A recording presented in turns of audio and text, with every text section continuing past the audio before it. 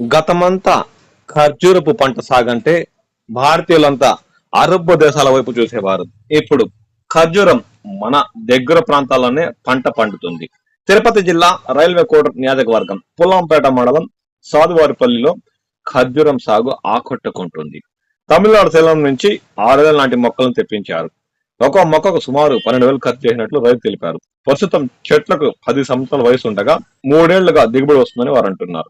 Rajampet railway కోట ప్రాంతాలకు చెందిన వ్యాపారులు నేరుగా తోటకు వచ్చి పండ్లను కొనుగోలు చేసి కోతలు కోసి తీసుకెళ్తున్నట్లు వారు ఈ సందర్భంగా పేర్కొంటున్నారు.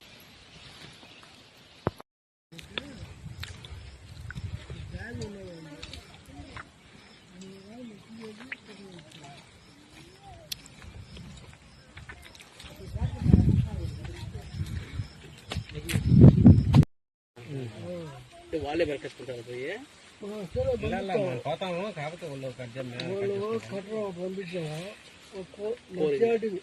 అంతే అంతే.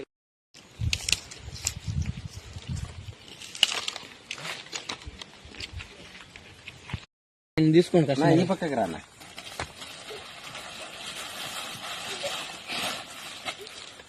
నువ్వు ఉండు, నువ్వు కూడా ఉండు.